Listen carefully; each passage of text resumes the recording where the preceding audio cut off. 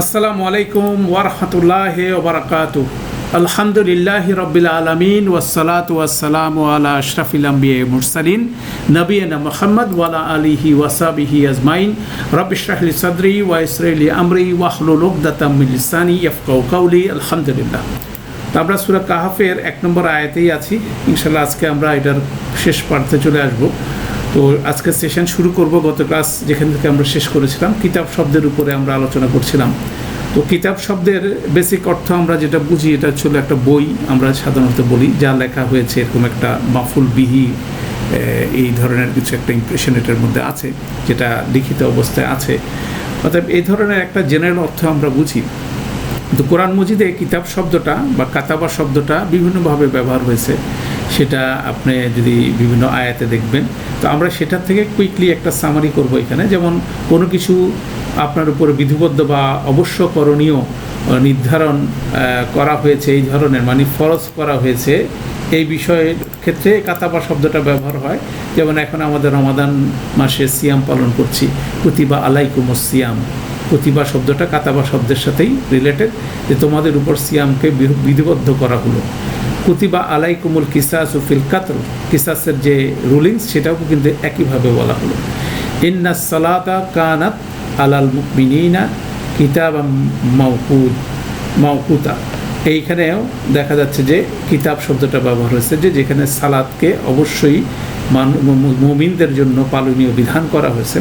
তো এখানে ইন্টারেস্টিং বিষয় হচ্ছে যে সালাতটা লিখে দেওয়া হয়েছে, মানে যে সালাতটা বেসিক্যালি একজন মুমিনের জীবনের টাইমের ক্যালেন্ডার হিসেবে কাজ করে, এবং এটা সালাতটা অবশ্যই একটা টাইমের সাথে রিলেটেড। তাহলে সালাত তার নির্দিষ্ট সময় দ্বারা নিয়ন্ত্রিত হয়, অর্থাৎ ইন্টারেস্টিং একটা বিষয়। তাহলে এভাবে করেও এই জিনিসটা ব্যবহার হয়। আর একটা হচ্ছিল যে কোনো একটা কেসের বিপরীতে যদি কোনো চূড়ান্ত প্রমাণ হাজির করা হয় ওই রিলেটেড, সেক্ষেত্রেও প্রমাণের ক্ষেত্রে বলা হচ্ছে এই একইভাবে ব্যবহার হচ্ছে। সেখানে বলা হচ্ছে ফাতু বি কিতাবিকুম ইন কুনতুম সাদিকিন, তোমাদের কিতাব মানে নিয়ে আসো, মানে তোমাদের প্রুফ নিয়ে আসো, আলটিমেট প্রমাণটা নিয়ে আসো। বোরহানাকুম এবং কিতাবিকুম এটার মধ্যে একটু পার্থক্য আছে। এখানে কিতাব শব্দটা ব্যবহার হচ্ছে যে ফার্ম যে সিদ্ধান্ত বা চূড়ান্ত যে প্রমাণ সেটার ব্যাপারে কিতাব শব্দটা ব্যবহার হচ্ছে। তারপরে একটি সময়সীমা, একটি সীমিত সময় যখন মেনশন করা হচ্ছে তখনও ব্যবহার হচ্ছে। ওয়ামা আহলাকনা মিন কারিয়াতিন ইল্লা ওয়ালাহা কিতাবুন মালুম, যে আমি কোনো জনপদকে ধ্বংস করিনি, কিন্তু তার নির্দিষ্ট সময় লিখিত ছিল। দ্যাট মিনস একটা নির্দিষ্ট সময় পরেই একটা জনপদকে আল্লাহ ধ্বংস করছেন। তারপরে দাস মুক্তির ক্ষেত্রে যখন দাস যখন কোনো একটা চুক্তির বিনিময়ে মুক্ত হতে চায় তখন সেই চুক্তির বিষয়টাও কিন্তু এখানে কিতাব শব্দ দিয়ে মেনশন করা হয়েছে। ওয়াল্লাযিনা ইয়াবতাগুনাল কিতাবা মিম্মা মালাকাত আইমানিহিম, তোমাদের অধিকারভুক্তদের মধ্যে যারা মুক্তির জন্য লিখিত চুক্তি করতে চায়, এখানে লিখিত চুক্তিটাকে আল কিতাব বলা হচ্ছে, তাদের সাথে তোমরা চুক্তি করো। যে এখানে বলছে ফা কাতিবু হুম, তাহলে তাদের সাথে কিতাবটা করো। তাহলে এই ধরনের বিভিন্ন ব্যবহারগুলো আছে। তো বেসিক্যালি এই বিষয়গুলো কিন্তু কিতাবের অংশ। যেমন এখানে আল্লাহ সুবহানাহু ওয়া তাআলা কুরআন মজিদে আমাদের রুলস রেগুলেশনসগুলো যেমন দিয়েছেন, পরিষ্কার প্রমাণ দিয়েছেন, টাইম লিমিটসগুলো বলে দিয়েছেন এখানে। ঠিক একইভাবে বিভিন্ন রকম চুক্তির কথাও বলছেন, যেমন আমরা যখন ঋণ নেই তখন অবশ্যই সেখানে চুক্তি করতে হবে। অতএব এই কনসেপ্টগুলো, কিতাবের যে কনসেপ্টগুলো বিভিন্নভাবে ব্যবহার হয়েছে, সেটা কিন্তু আলটিমেটলি কিতাব শব্দের মধ্যেই কিন্তু মার্জ করতেছে। অতএব কিতাব শব্দটা কখনো কোরআন ব্যবহার করতেছেন আল্লাহ, কখনো কিতাব ব্যবহার করতেছেন, কখন কোনটা ব্যবহার করতেছেন এটা কিন্তু লক্ষ্য করার বিষয়। এবং কিতাব শব্দটা যেমন অথেন্টিসিটি এখানে বলা হচ্ছে, যেটা কিতাবের ব্যাপারটা, যে একজন উম্মি নবীর কাছে যখন কিতাবের কথা বলা হচ্ছে, দ্যাট মিনস এটার একটা ইমপ্লিকেশন আমরা বলছিলাম যে এই কিতাব লিখিত একটা কিতাব এই উম্মি নবীর পক্ষে এটা রচনা করা সম্ভব না, সেটা যেমন একটা ইমপ্লিকেশন সরাসরি আয়াতেই বলা হয়েছে। পাশাপাশি এই কিতাবটা যে একটা অথেন্টিক একটা বিষয়, এইটাও কিন্তু একটা সেই অর্থেও কিন্তু কিতাবটা ব্যবহার করছে। অতএব কিতাব কখন ব্যবহার, কোরআনের জন্য কখন কিতাব ব্যবহার করা হচ্ছে, কখন কোরআন ব্যবহার করা হচ্ছে, কখন জিকির ব্যবহার করা হচ্ছে, এই কোরআনের যে বিভিন্ন মাল্টিপল সিনোনিমসগুলো আছে, প্রতিশব্দগুলো আছে, সেগুলো ব্যবহারগুলো আমাদেরকে একটু মানে খেয়ালের সাথে দেখতে হবে। তো সেটা আমরা এখানে দেখার চেষ্টা করছি।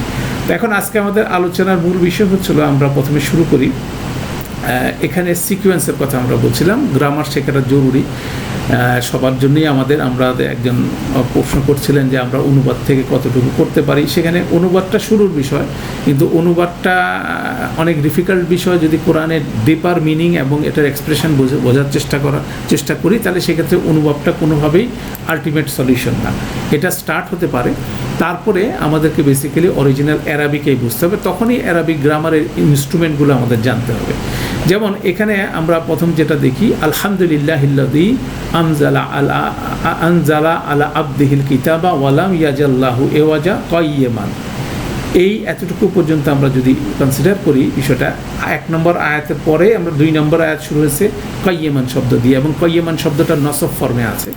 তো ব্যাকরণগতভাবে নসব ফর্মে যদি কোনো ইসম থাকে, ডেফিনেটলি এটা কারো না কার সাথে কীভাবে রিলেটেড আছে, আগের কোনো কিছুর সাথে রিলেটেড হতে পারে, পরের কিছুর সাথে রিলেটেড হতে পারে, অর্থাৎ এটা দেখা জরুরি। তো সেই স্ট্রাকচার অনুযায়ী দেখা যায় যে এই কাইয়্যিমান শব্দটা আগের আয়াতের সাথে রিলেটেড।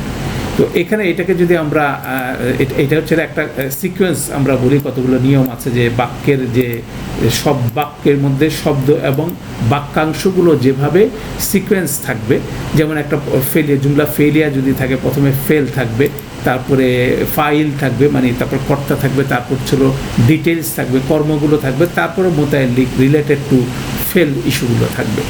তো সেই সিকোয়েন্স অনুযায়ী যদি আমরা এই আয়াতটাকে যদি আমি গুছাই বা সাজাই, তাহলে এরকম হবে, আলহামদুলিল্লাহিল্লাযী আনজালাল কিতাবা, কিতাব শব্দটা আগে চলে আসবে, কাইয়্যিমান সে পিছন থেকে সামনে চলে আসবে, কাইয়্যিমান আলা আবদিহি ওয়ালাম ইয়াজাল্লাহু ইওয়াজা। এটা ছিল নর্মাল সিকোয়েন্স।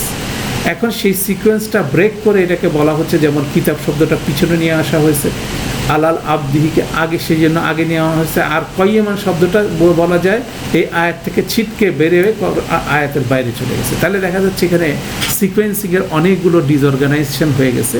অতএব এগুলো কেন হচ্ছে, এটা অবশ্যই বালাগাগত ইমপ্লিকেশন আছে, বিভিন্ন রকম এটার পিছনে কারণ আছে। এখানে যখন কথা বলা হয়, আমরা এমফেসিসের জন্য, বিভিন্ন রকম এক্সপ্রেশনের জন্য, অভিব্যক্তির জন্য আমরা কথার শব্দগুলোকে রিওরিয়েন্টেশন করি, আমরা পরিবর্তন করতে থাকি। কিন্তু মাতৃভাষায় কথা বলে আমরা বুঝি না, কিন্তু যখন আমরা বিদেশি ভাষা শেখার চেষ্টা করতেছি, তখন ওরা কিভাবে বলে সেই জিনিসটাকে আমরা বেসিক্যালি ব্যাকরণের মাধ্যমেই সেটা ধরার চেষ্টা করছি। অতএব সেরকম বিষয়টা এখানে আছে। তাহলে এখানে ব্যাকরণগতভাবে যে ক্রমের বিবর্তন, যেটা পরিবর্তন হচ্ছে, সেখানে দেখা যাচ্ছে আল কিতাবা পিছনে চলে গেছে এবং আল এবাদিহি এটা আগে চলে আসছে। এটা পিছনে যাওয়ার ফলে এটা আগে আসছে, সেটার একটা কারণ এর আগে আমরা আলোচনা করেছিলাম গত সেশনে। আল কিতাবের পাশে কাইয়্যিমান থাকার কথা, কেন এটা বাইরে চলে গেছে। এখন এটা কেন হচ্ছে সে ব্যাপারে আমরা দেখার চেষ্টা করব। তো কাইয়্যিমান শব্দটা প্রথম বিষয় হচ্ছিল, এটা থাকার কথা কিতাবের পাশে, এটা চলে গেল আয়াতের বাইরে। দ্যাট মিনস এই আয়াতে যে বাক্যটা আনজালা আলা আবদিহিল কিতাবা ওয়ালাম ইয়াজাল্লাহু ইওয়াজান কাইয়্যিমান, এভাবে করে এটা রান করতেছে, দেখা যাচ্ছে আয়াতের বাউন্ডারি পার হয়ে বাক্যর অংশগুলো চলে গেছে। দ্যাট মিনস মাল্টিপল আয়াত মিলে একটা বাক্য হতে পারে। এবং এখানে আমরা এর আগেও বলছি যে এখানে আনজালা দিয়ে যে বাক্যটা শুরু হলো, এই বাক্যটা শেষ হয়েছে 4 নম্বর আয়াতের শেষে। দ্যাট মিনস 1 থেকে 4 নম্বর আয়াত একটা যৌগিক বাক্য। তাহলে আয়াত মানেই একটা বাক্য, নট নেসেসারি মাল্টিপল আয়াত নিয়ে একটা বাক্য হতে পারে। যেমন সূরা ফাতিহাতে যদি আপনি দেখেন, আলহামদুলিল্লাহি রাব্বিল আলামিন আর রহমানির রহিম মালিকি ইয়াউমিদ্দিন, এতটুকু পর্যন্ত 1, 2, 3 নম্বর আয়াত পর্যন্ত বলতে পারেন। এই 3টা আয়াত মিলে আপনার একটা বাক্য তৈরি হচ্ছে। এটা যেমন সত্য, পাশাপাশি আয়াতুল কুরসি যদি আপনি নেন, সেখানে দেখবেন যে একটা আয়াতের মধ্যে 9টা বাক্য আছে। তারপরে আপনি যদি সূরা বাকারার 283 নম্বর আয়াতে যদি যান, যেখানে লম্বা 282 নম্বর আয়াত, যেটা হচ্ছিল 82 নম্বর আয়াত, যেটা হচ্ছে লম্বা একটা আয়াত, সেই আয়াতটার মধ্যেও আপনি দেখবেন অনেকগুলো বাক্য আছে। তাহলে আয়াতের কনসেপ্ট কিন্তু সেন্টেন্সের কনসেপ্ট থেকে ডিফারেন্স, এটা এখান থেকে পরিষ্কারভাবে প্রতীয়মান হয়। এখন আমরা আরও কিছু দেখার চেষ্টা করি, সেটা হচ্ছিল যে কয়্যমান শব্দটা পর্যন্ত যদি সম্প্রসারিত এই বাক্যটা যদি আমরা এতটুকু পর্যন্ত ধরি, বাকিটা এখন পরে রাখলাম, পরের আয়াতগুলোতে আমরা দেখব এক্সপানশনটা। তাহলে এইটা কয়্যমানটা আসলে বেসিক্যালি আল কিতাবের পাশে চলে আসার কথা ছিল। এখন এটার ইমপ্লিকেশন কী? এটার ইমপ্লিকেশন এখানে বলা হচ্ছে এই বাক্যে দুইটা হাল আছে। ওয়ালাম ইয়াজাল্লাহু এওয়াজান কয়্যমান, এটা হচ্ছে আল কিতাবের হাল। হাল মানে অবস্থা, বাংলায় যদি বলেন অবস্থা। এটাকে সিফা বা বিশেষণের সাথে কম্পেয়ার করা যেতে পারে। বিশেষণ আমরা বলি যে কোনো একটা বিশেষ্যকে যখন আমরা এক্সপ্লেইন করি তখন এটাকে আমরা বিশেষণ বলি। যেমন লম্বা মানুষ, জ্ঞানী মানুষ, তাহলে লম্বা, জ্ঞানী, ধনী, এগুলো যদি একটা মানুষের বিশেষণ হয় তাহলে এটার সাথে অ্যাটাচড হতে পারে। তাহলে এটা হচ্ছিল আপনার বুদ্ধিমান মানুষ, এরকমভাবে একটা অ্যাট্রিবিউটস থাকতে পারে যেটাকে আমরা বিশেষণ বলি, আরবিতে সিফা বলা হয়। এখন হাল কিভাবে সিফার থেকে ডিফারেন্স সেটা বুঝতে হলে সেটার খুব সিম্পল জিনিস হচ্ছিল একই, যে হাল সিফা সিমিলার জিনিস, সিমিলার, কিন্তু হাল ডিফারেন্ট হচ্ছে। হালকে বলা হয় অ্যাক্টিভ কোয়ালিটি আর সিফাকে বলে ডরমেন্ট কোয়ালিটি। এখন অ্যাক্টিভ কোয়ালিটি, ডরমেন্ট কোয়ালিটি যদি বাংলা করেন সুপ্ত গুণ এবং সক্রিয় গুণ। যেমন আমরা যদি বলি একটা ব্যক্তি হচ্ছিল জ্ঞানী, তো উনি এখন ঘুমাচ্ছেন, তো ঘুমাচ্ছেন দ্যাট মিনস এই মুহূর্তে উনি কোনো জ্ঞান চর্চা করতেছেন না, কিন্তু জ্ঞানীটা ওনার ভিতরে কি বিল্ট ইন একটা গুণ আছে, উনি মাঝে মাঝে ওটা অ্যাপ্লাই করেন, তাহলে এটা আমরা দেখতে পাই। এটা হচ্ছিল সিফা যখন হয় এটা। কিন্তু যখন হাল হিসাবে আসতেছে দ্যাট মিনস তিনি কন্টিনিউয়াসলি জ্ঞান কী করতেছেন, অ্যাপ্লাই করতেছেন। It is a running quality. তাহলে হাল হচ্ছে একটা রানিং কোয়ালিটি আর সিফা হচ্ছে একটা ডরমেন্ট কোয়ালিটি। তো সেখান থেকে যেটা দেখা যায় দুইটা জিনিস, ওয়ালাম ইয়াজাল্লাহু এওয়াজান এবং কয়্যমান, এটা থেকে একটা গ্রামারিয়ান স্কুলরা বলছেন এই দুইটাই হচ্ছিল এটার হাল, আল কিতাবের হাল। তাহলে আল কিতাবের হাল হওয়াতে এটা একটা বিষয়। এখন হাল বেসিক্যালি কি অবস্থা বর্ণনা করতেছেন, যেখানে আল্লাহ বলতেছেন যে এটার মধ্যে এই কিতাবের মনে কোনো বিচ্ছিত নেই। তাহলে এখানে এই বিচ্ছিতি নাই মানে হচ্ছিল এটাকে নিয়ে যদি আপনি মানে এই কিতাবে আপনি কোনো ধরনের ডেভিয়েশনের এক্সপিরিয়েন্স আপনি পাবেন না, বিচ্যুত হয়েছে এরকম পাবেন না। এখন কখন এটা পাবেন? যদি এই কিতাবকে নিয়ে আমরা ডিল করি, এই কিতাবের সাথে যদি আমরা ইন্টারেক্ট করি, তখন আমরা বুঝবো যে এটার মধ্যে কোনো রকম কি নাই, ডেভিয়েশন নাই। এটা খুব গুরুত্বপূর্ণ বিষয়। আমরা যদি কিতাব থেকে দূরে দূরে হাঁটি, এটার সাথে যদি ইন্টারেক্ট না করি, এখন তখন আমরা বুঝবো না, ততক্ষণ বুঝবো না যে এটার মধ্যে কোনো ডেভিয়েশন নাই। যেমন প্রতিটা আমাদের জীবনের প্রতিটা বিষয়ের মধ্যে এই কিতাব কিছু না কিছু কথা বলছে, কন্টিনিউয়াসলি বলছে। কারো বিয়ে হবে, সেখানে কী করণীয় কিতাবের কথা আছে, ডিভোর্স হবে কী করণীয় সেটাও কথা আছে, একজন মারা গেলেন তার রেখে যাওয়া সম্পত্তি কিভাবে ডিস্ট্রিবিউট হবে সেখানেও কিতাব বলছে কথা। আপাত দৃষ্টিতে আপনার কাছে বিভিন্ন রকম থিওরি মনে হতে পারে, মহিলারা বেশি পাচ্ছে না কম পাচ্ছে, পুরুষটা কম পাচ্ছে, মেয়ে শুধুমাত্র মেয়ে থাকলে সম্পত্তির চাচারা কেন পাবে, এই ধরনের বিভিন্ন প্রশ্ন আপনার মনের মধ্যে আসবে। আসার পরে এখন আপনার যখন রিয়েল কেস হবে, তখন যখন আপনি এটাকে অ্যাপ্লাই করবেন কোরআনের আইনটা, তখন দেখবেন যে এর চেয়ে অ্যাপ্রোপ্রিয়েট আইন আর কোনো জিনিস হতে পারে না। কেন মানুষ না দেখেই কিন্তু কন্টিনিউয়াসলি কথা বলতে থাকে আরেকজনের ব্যাপারে, তার এক্সপিরিয়েন্সটাই কানে শুনতেছে কথা, এটা নিয়ে অনেক কথা বলতেছে।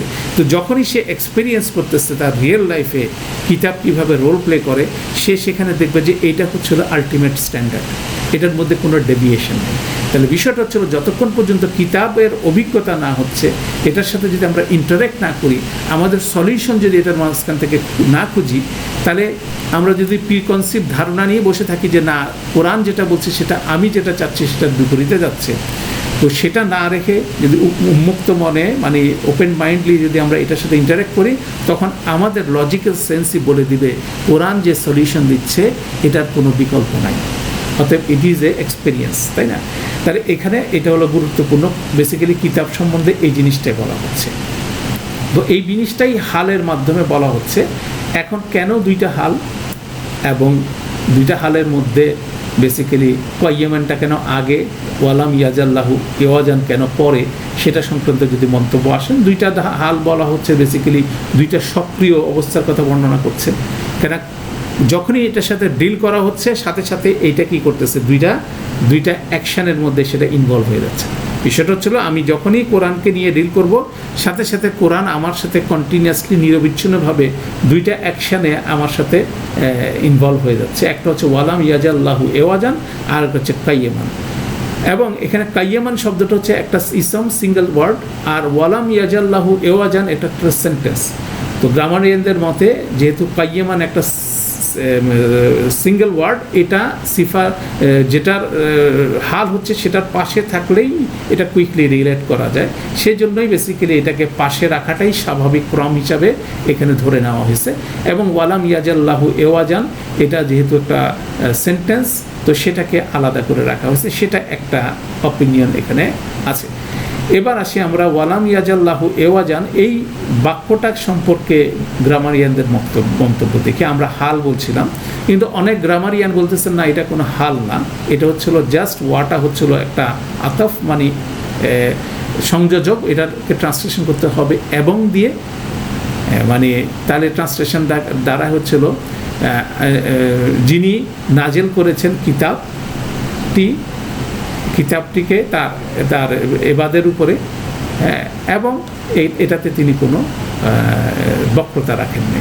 দ্যাট মিনস এইভাবে করে এটাকে বলা যাচ্ছে, এরকম বলা যাচ্ছে। কিন্তু এটা বললেও এটা কিন্তু পরেরটার সাথে কন্টিনিউ করতেছে না, কাইয়েমানের সাথে এটা কিন্তু ম্যাচ করতেছে না। অতএব ম্যাক্সিমাম গ্রামারিয়ান এই থিওরিটাকে ওনারা নাকচ করে দিয়েছেন, বলছেন যে না, এটা কোনোভাবে হবে না, আতফ হবে না, ওয়া দিয়ে ট্রান্সলেশন হবে না। এর বাইরে আরেকটা গ্রামারিয়ান স্কুল, এটা খুব স্ট্রং মতামত আছে, তারা বলতেছেন এটাকে জুমলা তারা দিয়া মানে হচ্ছিল ইন্টারসেপটিভ সেন্টেন্স। এটা বুঝতে গেলে আমরা বুঝবো, এটা মানে কথা বলার সময় আমরা প্রায় বলে থাকি এভাবে, এইরকম কথা আমরা খেয়াল করি না। আমরা একটা বাক্য বলবো, বাক্যর মধ্যে মাঝখানে ইন্টারসেপ্ট করে আরেকটা বাক্য ঢোকাবো, এইটাই হচ্ছে জুমলা তারিদের কনসেপ্ট। মানে আমি পুরো বাক্যটাকে মাঝখানে স্টপ করে একটা বাক্য বলে তারপরে বাক্যের বাকি অংশটুকু আমরা কমপ্লিট করবো। যেমন আমি যদি বলতে চাই আমি গতকাল অমুক মসজিদে তারাবির সালাত আদায় করেছি, একটা বাক্য, কন্টিনিউয়াস বাক্য।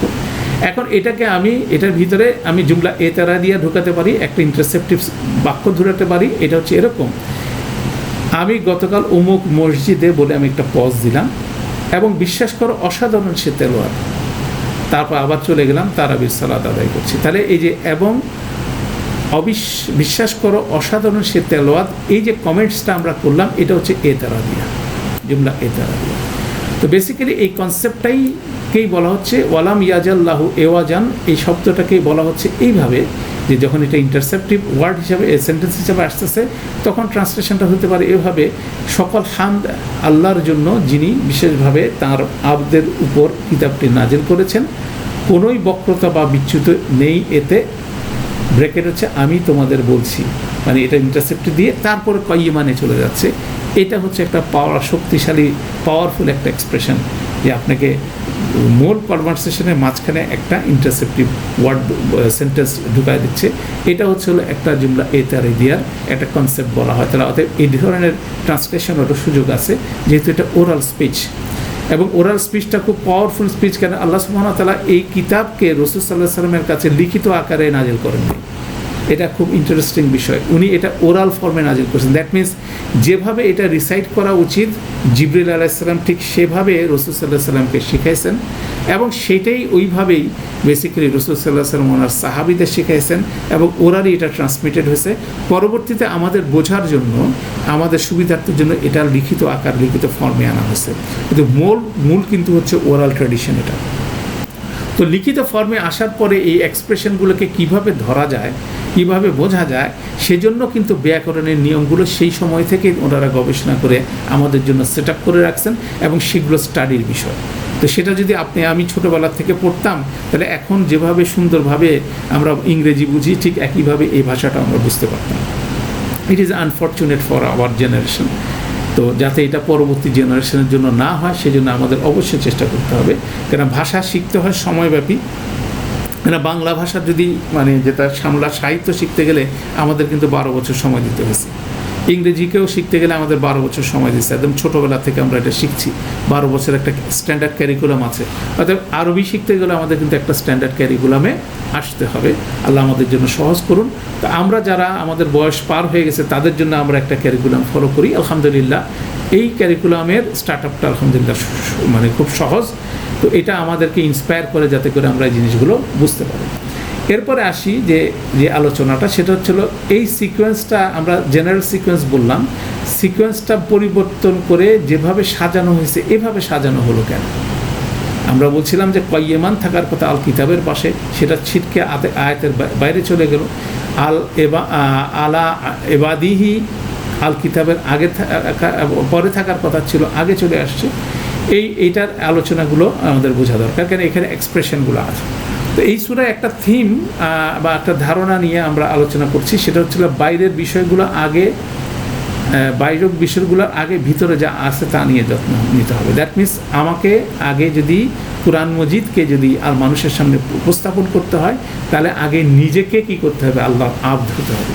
একটা কনসেপ্ট আমরা বলছি যে আমরা আল্লাহর আব্দ যদি হতে পারি, আল্লাহর একান্ত আব্দ হতে পারি, যেমন আল্লাহর ইনস্ট্রাকশনগুলো যদি আমরা সঠিকভাবে মানার মনোভাব যদি আমাদের মধ্যে থাকে, তাহলে এই জার্নিটা সুন্দর হবে। নিজেও জানতে পারবো কিতাবটা, আরেকজনের সামনে উপস্থাপন করতে পারবো। এবং রাসূল সাল্লাল্লাহু আলাইহি সাল্লাম কিন্তু ওইভাবেই অপারেট করছেন, আব্দ হিসাবেই উনি এটাকে অপারেট করছেন।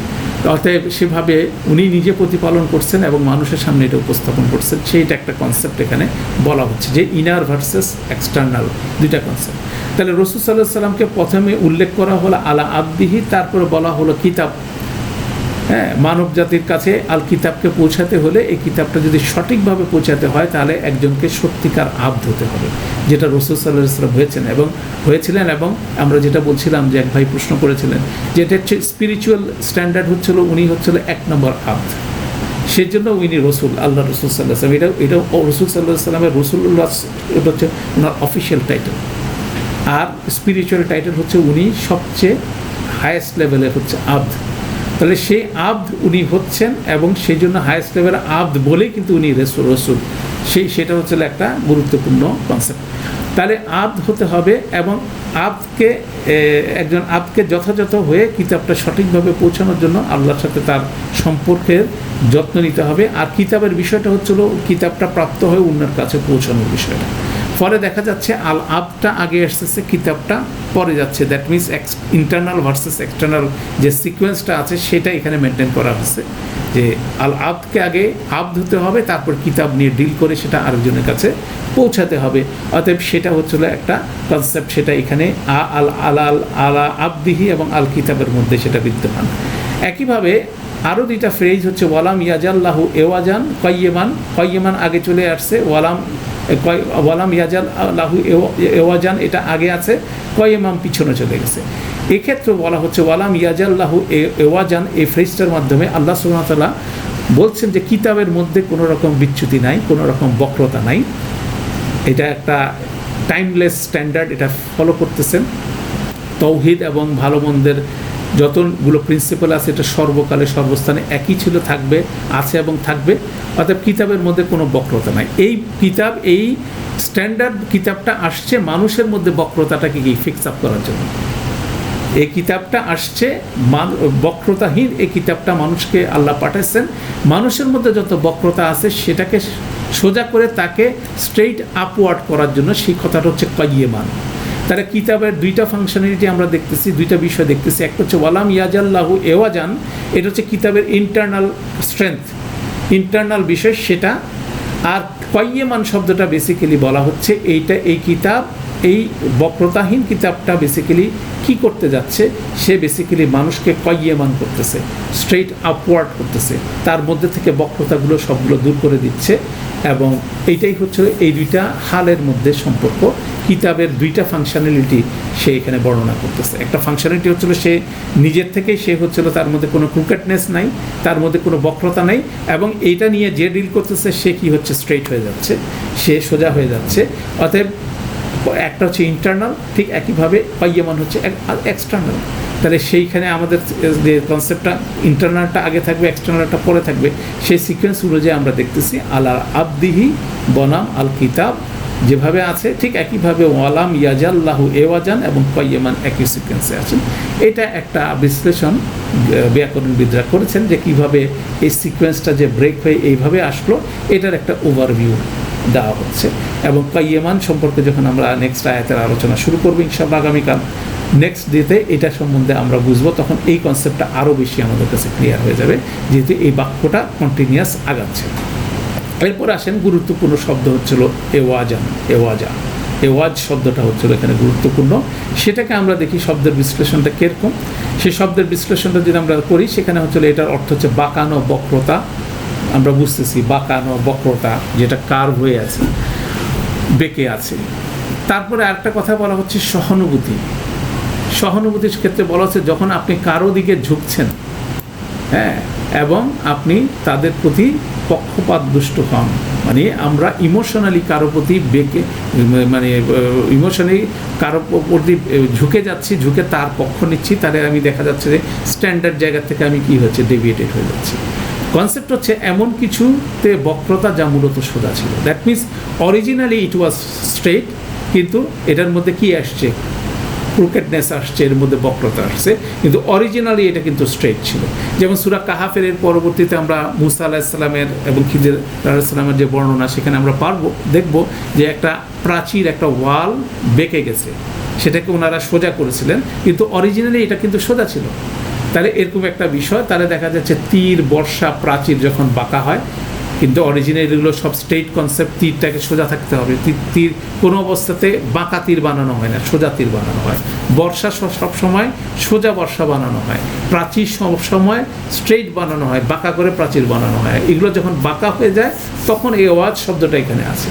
তাহলে সব কিছু যা কিছু প্রকৃতপক্ষে সোজা ছিল কিন্তু পরে বাঁকা হয়ে গেছে, সেটা হচ্ছিল কনসেপ্ট। কেন আমরা এখানে বলছি যে কিতাব বাঁকা না, এটার মধ্যে ক্রুকেটনেস নাই, আর মানুষের মধ্যে এটা কি ক্রুকেটনেস আছে। তো অরিজিনালি মানুষের মধ্যে প্রাথমিকভাবে ক্রুকেটনেস ছিল না। মানুষ যখন দুনিয়াতে জন্মগ্রহণ করছে তখন সে কিন্তু ফিতরার উপর জন্মগ্রহণ করছে, তারপর গ্র্যাজুয়ালি সে কিন্তু বাঁকা হয়েছে।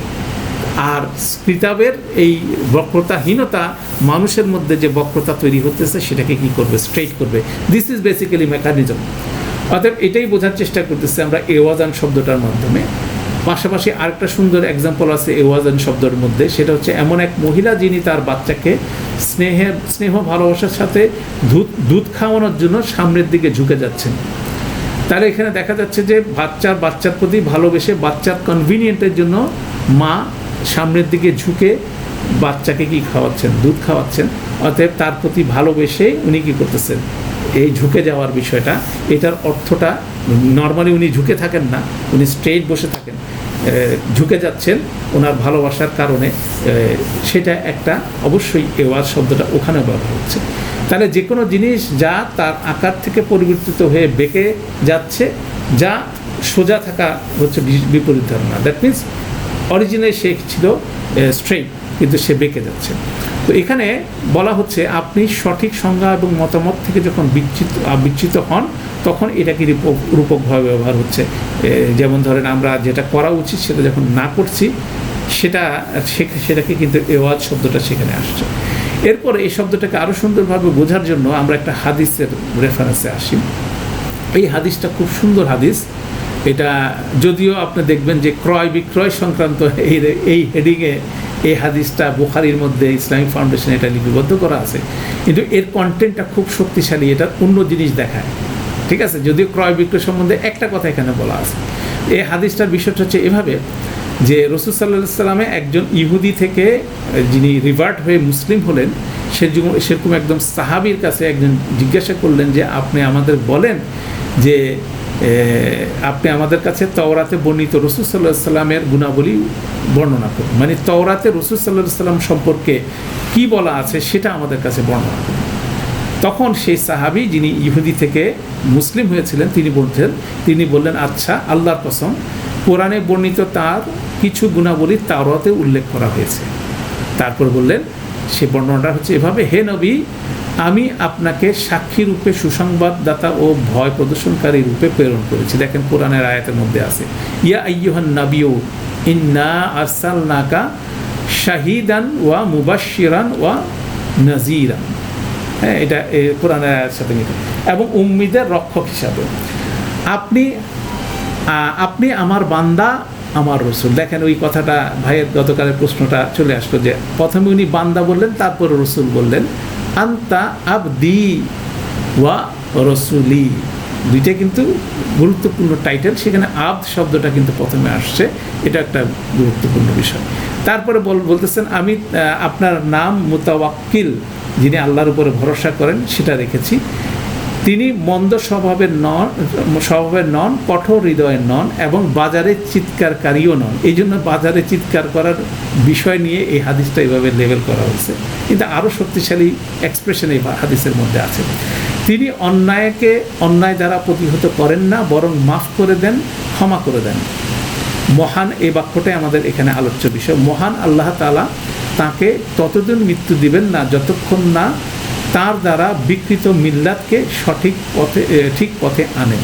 এটা আরবিটা দেখেন, ওয়ালাইন ইয়াক বিদাহুল্লাহু হাত্তা ইউকিমা বিহি আল মিল্লাতা আল আউজা।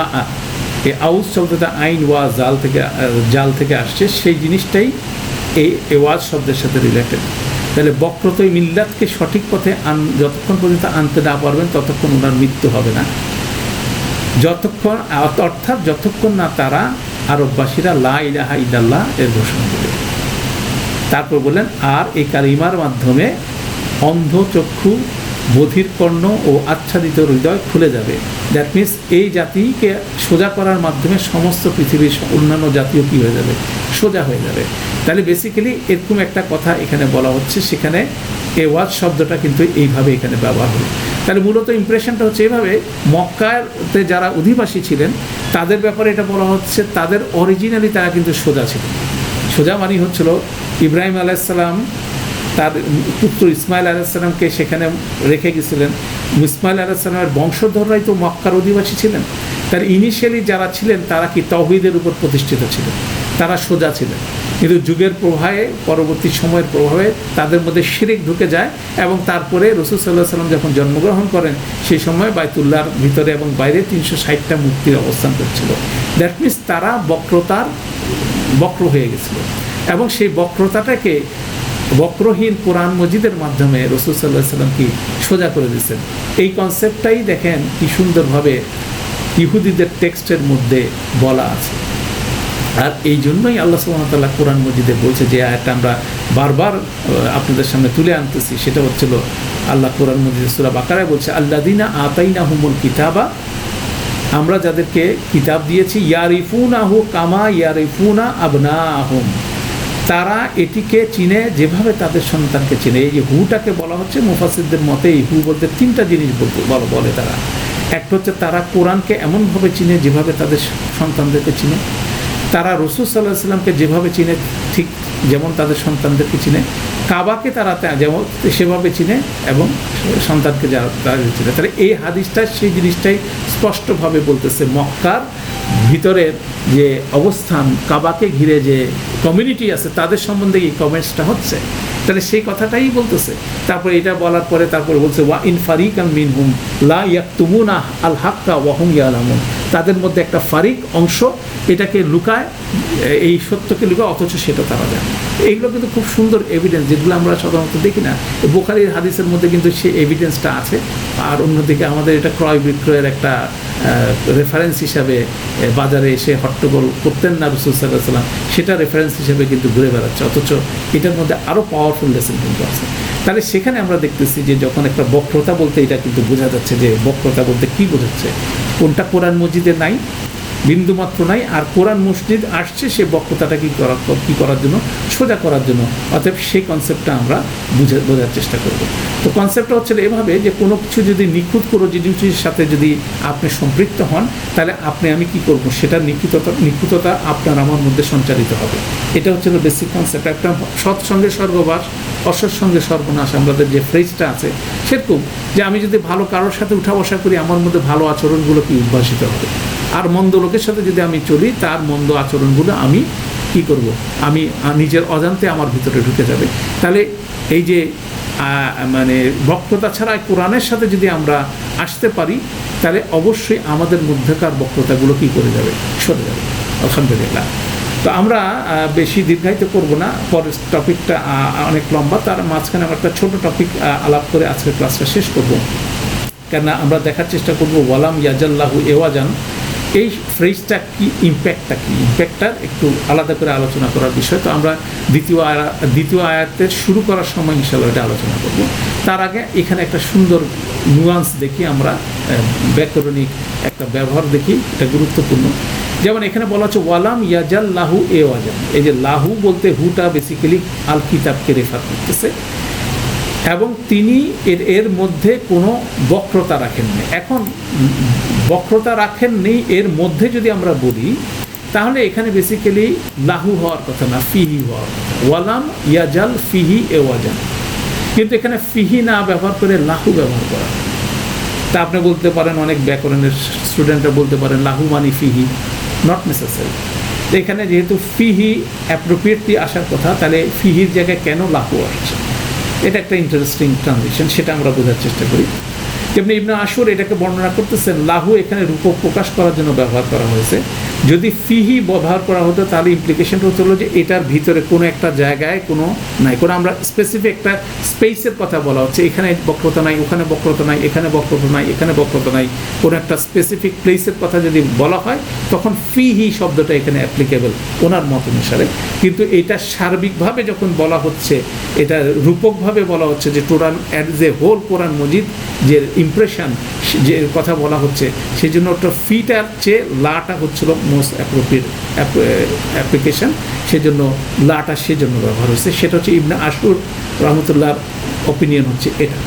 কিন্তু আরেকটা সুন্দর অপিনিয়ন আছে, সেই ইরাকের সেই বিখ্যাত আমাদের ক্লাসে যারা আসছেন তাদের কাছে আমাদের ওনার বিষয়টা আমরা উপস্থাপন করছি, যিনি একজন অ্যাথিস্ট থেকে একজন মানে উঁচু দরের আরবি ব্যাকরণের পণ্ডিত হিসাবে, মানে বর্তমানে সমসাময়িক সময়ে উনি বেসিক্যালি খুব পপুলার একজন ব্যক্তি ছিলেন, ডক্টর ফাদল সামি সামুরাই। ওনার একটা এক্সপ্লেনেশন আছে, উনি একটা খুব সুন্দর এক্সাম্পল দিচ্ছে, সেটা বুঝি আমরা। যদি অন্য একটা এক্সাম্পল শুনেন, যদি আল্লাহ বলতেন যে তিনি হাতির জন্য শিং স্থাপন করেননি বা গরুর জন্য সুর স্থাপন করেননি, আমরা জানি যে গরুর থাকে শিং আর হাতির থাকে সুর, আপনি কোনো গরুর মধ্যে সুর পাবেন না, আর কোনো হাতির মধ্যে কি পাবেন না, শিং পাবেন না। এখন আল্লাহ যদি বলেন এভাবে তিনি হাতির জন্য শিং স্থাপন করেননি আর গরুর জন্য সুর স্থাপন করেননি, তাহলে সেটা বোঝায় যে এই দুইটা জন্তুর মধ্যে এই দুইটি জিনিস প্রথম থেকেই ছিল। দ্যাট মিনস এইটা এই জন্তুগুলোর সাথে কোনোভাবে অ্যাসোসিয়েটেড ছিল না, এটা হচ্ছিল কনসেপ্ট। তো এখন যখনই লাহু ব্যবহার হয়, লাম দিয়ে নির্দেশ করে হলো যে জিনিসটা প্রথম থেকেই ছিল না, সেটাকে যখন ছিল অথবা ছিল না যেটাই হোক না কেন, এটাকে যখন সম্পৃক্ত করার, এটা সম্পর্কে বলা হচ্ছে, তখন বেসিক্যালি এর লাম প্রিপোজিশনের ব্যবহার হচ্ছে। যেমন আগে হাতির কোনো শিং ছিল না, সেরকমভাবে কোনো একটা বিষয় তার মধ্যে ছিল না, দ্যাট মিনস ইনহেরেন্টলি তার মধ্যে এই জিনিসটা ছিল না। আর এটা হচ্ছিল লামের ব্যবহার। তাহলে আমরা দেখি লামটাকে, তাহলে বিষয়টা যদি এই কিতাবের ক্ষেত্রে এবং বলা হচ্ছে বক্রতা নেই কিতাবে, আমরা বলছি সেটা কিভাবে অ্যাসোসিয়েট হচ্ছে, সেটা অ্যাসোসিয়েট হচ্ছে এইভাবে, তিনি আমাদের কিতাবটিকে দিয়েছেন এবং এটা নিশ্চিত করেছেন এটার মধ্যে কোনো বক্রতা নেই। লাহু ব্যবহারের মাধ্যমে এটা আরও শক্তিশালীভাবে প্রকাশ করছেন যে এই কিতাবের বক্রতা থাকবে এই ধরনের কোনো সম্ভাবনাই প্রথম থেকেই নেই। মানে এটির আদি অবস্থা থেকে এই বক্রতা ছিল না, যেমন হাতির কোনো অবস্থায় কোনো শিং ছিল না। দ্যাট মিনস এই কিতাব কোনো অবস্থা, কেন আমরা জানি যে আমাদের ধরেন আমরা একটা বই লিখতে যাচ্ছি, আমরা একটা কিতাব লিখতে যাচ্ছি, আমি একটা ড্রাফট করতেছি, বারবার এটা সংশোধন করতেছি, মুছতেছি, লিখতেছি, করতে করতে একটা যখন এডিশন একটা সময় আসতেছে, সেটা আমি পাবলিশ করতেছি। তাহলে আপনি দেখেন এই কিতাব আমার রচিত একটা বইয়ের কথা যদি আমি চিন্তা করি, সেটার প্রথম থেকে শেষ পর্যন্ত প্রথম দিকে অনেক রকম এরর ছিল, ভুল ছিল, কিন্তু এক সময় যখন আমি পাবলিশ করছি তখন আমি বলতে পারবো যে এখন এটা এরর ফ্রি হয়েছে, তারপরে এরর ফ্রি না। কিন্তু যদি আমরা এই জার্নিটাকে ধরি, তাহলে প্রথমে এরর ছিল, তার পরবর্তীতে এরর ছিল না। এটা হচ্ছিল বিষয়। এটা যদি হয়ে থাকতো তাহলে এখানে ফিহি বলাটা অ্যাপ্রোপ্রিয়েট ছিল, কোনো সময় ছিল, পরবর্তীতে এটা নাই। এটা যদি আমরা বলি তাহলে ফিহির বিষয়টা আসে, কিন্তু যখনই লাহু ব্যবহার হচ্ছে তখনই চলে আসতেছে সেই ইমপ্রেশনটা যে এটার মধ্যে কোনো রকম বক্রতা থাকার কোনো অবকাশ ইনহেরেন্টলি নাই, মানে এটা এভাবেই তৈরি করা হয় না যে এটার মধ্যে কোনো বক্রতা থাকবে। দ্যাট মিনস খুব এমফেটিকলি এই জিনিসটা বলা হচ্ছে। এই জন্য দেখেন একটা প্রিপোজিশনের জায়গায় একটা প্রিপোজিশন যখন ব্যবহার চেঞ্জ হচ্ছে, সাথে সাথে এটার মধ্যে একটা বালাগাগত এক্সপ্রেশনগত শক্তিশালী বিষয়টা আসছে। তাহলে দেখা যাচ্ছে যে কোরআনের ক্ষেত্রে যে এটার সারাংশেই এটা নিখুঁত ছিল, এটাকে সংশোধন করা, পুনর্বিবেচন করা, এটাকে পুনর্নির্মাণ করা, এটার মধ্যে যোগ বিয়োগ করা কোনো রকম এটার কোনো সুযোগ নেই এবং উদ্যোগেরও প্রয়োজন নেই। সেই জন্য বলা হয় সূরা বাকারাতে যে মানসুকের যে আয়াতের কথা বলা হয়, অনেকে বলেন যে কোরআনে কিছু কিছু আয়াত রহিত হয়েছে, এটা কোনোভাবে সম্ভব না, এই কনসেপ্টটাই বাতিল। সেখানে বেসিক্যালি বনি ইসরায়েলদের তাওরাতের সাথে কম্পেয়ার করে কোরআনকে বর্ণনা করা হচ্ছিল, যে বলা হচ্ছিল যে তাওরাতে যা আছে তার অনেক কিছু কোরআনে নাই, কোরআনে সেগুলোকে ড্রপ আপ করা হয়েছে, সেই আয়াতগুলো ড্রপ করে দেওয়া হয়েছে, কিন্তু কোরআনে ওই আয়াতগুলোর পরিবর্তিতে আরও বেটার আয়াত নিয়ে এখানে ওইটাকে রিপ্লেস করা হয়েছে। ওরকম একটা আলোচনায় বেসিক্যালি মানসুকের আলোচনা হচ্ছিল। অতএব কোনো ধরনের কোরআনের আয়াত আমি যদি না বুঝি, সেটা হচ্ছে আমাদের লিমিটেশনস, আমার কাছে যদি ইনঅ্যাপ্রোপ্রিয়েট মনে হয় সেটা আমাদের বড় ধরনের লিমিটেশন, এবং কোরআনে মানসুক আয়াত বলতে কোনো কিছু নেই, সব অ্যাপ্লিকেবল এবং সবগুলোর একটা প্রেক্ষাপট আছে। কোরআনই বলে দেয় কোন আয়াতটা কোন প্রেক্ষাপটে কীভাবে অ্যাপ্লাই করতে হবে। অতএব মাঝখান থেকে কোনো আয়াত টেনে নিয়ে এসে সেটা এক্সপ্লেন করার কিছু না। যেমন আমরা এখানে আজকের আলোচনার প্রথমে দেখলাম হচ্ছিল একটা আয়াতের কন্টেন্ট পরবর্তী আয়াত পর্যন্ত বিস্তৃত হয়, 4টা আয়াত মিলে একটা সেন্টেন্স হচ্ছে। তাহলে আমি এখান থেকে কি কোনো একটা আয়াত 2 নম্বর আয়াতকে আলাদা এক্সপ্লেন করার সুযোগ আছে? এটাকে কপি পেস্ট করে অন্য জায়গায় ইউজ করার কোনো সুযোগ আছে? অবশ্যই প্রতিটা আয়াতের কি আছে, একটা কনটেক্সট আছে, একটা ব্যাকগ্রাউন্ড আছে, এটা আরেকটার সাথে সম্পৃক্ত আছে আগে পিছনে। অতএব এটা একটা গুরুত্বপূর্ণ। পাশাপাশি সমস্ত কোরআন মজিদ হচ্ছে হাকিম কোরআন, এবং এটা কিন্তু একটার সাথে একটা কম্প্যাক্টেড অবস্থায় আছে, সমস্ত আয়াতগুলো রিলেটেড অবস্থা আছে। অতএব সেটা বোঝার জন্যই কোরআনের সাথে গভীর সম্পর্ক দরকার, এবং সেটা বুঝতে পারলে তখন আমরা এটার মধ্যে কোনো রকম বক্রতা বা ডেভিয়েশন আমরা দেখবো না। এটা হচ্ছিল পাওয়ারফুল বিষয়। তাহলে এটা বেসিক্যালি এক্সপ্রেস করা হচ্ছে। এখন এটা রিলেটেড আরও 2টা এক্সাম্পল দেখি। যখন হি ব্যবহার হয়েছে কোন জায়গায়, সূরা তোহার 107 নম্বর আয়াতে বিচারের দিনের একটা বর্ণনা আছে। সেখানে বিচারের দিনে বলতেছেন, আল্লাহ সুবহানাহু ওয়া তাআলা বলছেন এখানে লা তারা, তুমি দেখবে না ফিহা পৃথিবীর মধ্যে এওয়াজান ওয়ালা আমতা, সেখানে তুমি কোনো আঁকা বাঁকা কোনো কিছু দেখবে না, কোনো উঁচু নিচু দেখবে না। এখানে ফিহা ব্যবহার হচ্ছে। আমরা এতক্ষণ কোনো লাহু ব্যবহার দেখে আসছি, এখানে লাহা হয় নাই। তার অর্থ হচ্ছিল যে পৃথিবী বাই ডিফল্ট এখন পর্যন্ত আমরা যেটা দেখি এখানে কি আছে, উঁচু নিচু আছে, তাই না? আপনি যদি পৃথিবীতে চলাফেরা করেন, আপনি আঁকা বাঁকা উঁচু নিচু এগুলো কিন্তু বর্তমান পৃথিবীর ইনহেরেন্ট কোয়ালিটি, এখন এটার মধ্যে এটা বর্তমান। কিন্তু সেদিন বিচারের দিনের মাঠটা কী হয়ে যাবে, একদম স্মুথ হয়ে যাবে, সমান হয়ে যাবে। তখন বলতেছেন এওয়াজান, কোনো এওয়াজান তুমি সেখানে দেখবা না, কিন্তু আগে এওয়াজান ছিল এখন নাই। দ্যাট মিনস এটা আগে ছিল এখন নাই। তাহলে সেই জন্য এখানে ফি শব্দটা ব্যবহার করাটা মোর অ্যাপ্রোপ্রিয়েট, যেটা কোরআনের ক্ষেত্রে ব্যবহার করা হয় না, সেখানে লাহু ব্যবহার করা হয়েছে। এই হলো একটা ইমপ্রেশন আমরা দেখলাম যে অল্টারনেট ইউজটা এভাবে দেখানো হচ্ছে। একইভাবে ঠিক একইভাবে পরের আয়াতটা যদি আপনি দেখেন 108 নম্বর আয়াতে, সেখানে বলা হচ্ছে যে সেদিন তারা আহ্বানকারী অনুসরণ করবে, ইয়াউমা ইজিন ইয়াত্তাবিউনা আদ-দাইয়াকে তারা অনুসরণ করবে, লা ইওয়াজা লাহু। এখানে বলা হচ্ছে যে তার মধ্যে তার কথার এদিক সেদিক হবে না। দ্যাট মিনস সে যে আহ্বান করবে সেটা ডানে বামে কোনো কিছু হবে না। দ্যাট মিনস তার আহ্বানটা প্রথম থেকেই থাকবে কংক্রিট। যেমন আহ্বানের ক্ষেত্রে যদি আপনি চিন্তা করেন, ইসরাফিল আলাইহিস সালামের যে সিংহায় ফু দিবে, এটা প্রথমে আস্তে পরে জোরে বাজবে এরকম না, তাই না?